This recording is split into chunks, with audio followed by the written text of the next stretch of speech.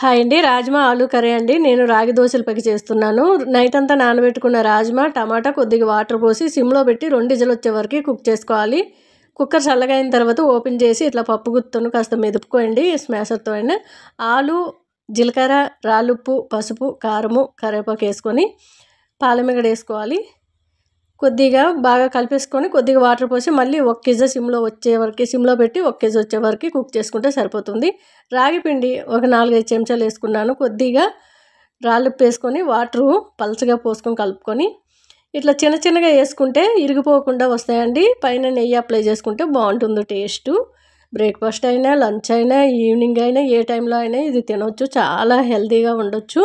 దోశలు పెద్దగా వేసుకునే కంటే ఇట్లా ఈజీగా చిన్న చిన్నగా వేసుకుంటే ఉల్టా పల్టా వేసినప్పుడు ఇరిగిపోకుండా ఉంటాయి. లాస్ట్లో కుక్కర్ ఓపెన్ చేసి లాస్ట్లో కాస్త కొత్తిమీర వేసుకుంటే చాలా టేస్టీ బ్రేక్ఫాస్ట్ అండి. హాయ్ అండి.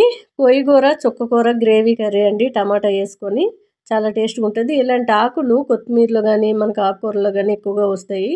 అది ఆరోగ్యానికి అంత మంచిది కాదు, తీసి పడేయండి. చక్కగా ఏరుకొని శుభ్రంగా కడిగేసి కట్ చేసుకోండి ఆకుకూరలు.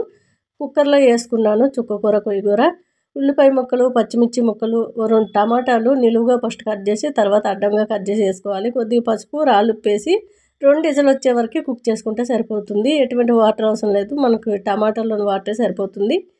స్టవ్ మీద పోపు గరిటె పెట్టుకొని పాలమిగడ, ఆవాలు, జీలకర్ర, మెంతులు, కొద్దిగా ఎల్లుల్లి రెబ్బలు, కరివేపాకు వేసి ఇంగు వేసుకుంటే సరిపోతుంది. పోపులో మనకి కుక్కర్ చల్లగా అయిన తర్వాత మూత ఓపెన్ చేసి మెత్తగా పప్పు గుత్తుతోని మెదుపుకోవాలి. చాలా టేస్ట్గా ఉంటుందండి. రైస్లోకి చాలా చాలా బాగుంటుంది. రోటీతోనైనా తినొచ్చు. నేనైతే కొర్ర రైస్ పైకి చేశాను. టేస్ట్ ఇంకా చెప్పనవసరం లేదు, అంత బాగుందండి.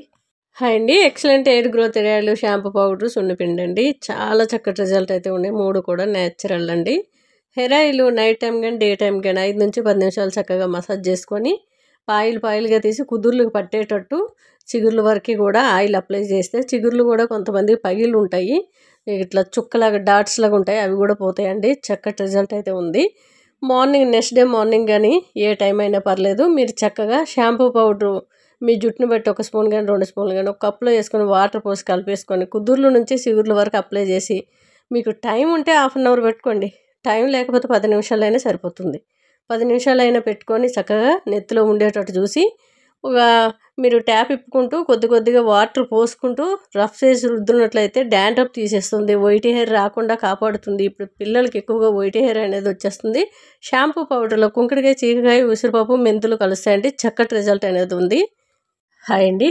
Excellent hair growth oil, shampoo powder, సున్నిపిండి అండి. 3 కూడా న్యాచురల్. చాలామంది అడుగుతున్నారు షాంపూ పౌడర్ లేకుండా మేము హెయిర్ ఆయిల్ వాడొచ్చా ఏ షాంపూతోనైనా అని అడుగుతున్నారు.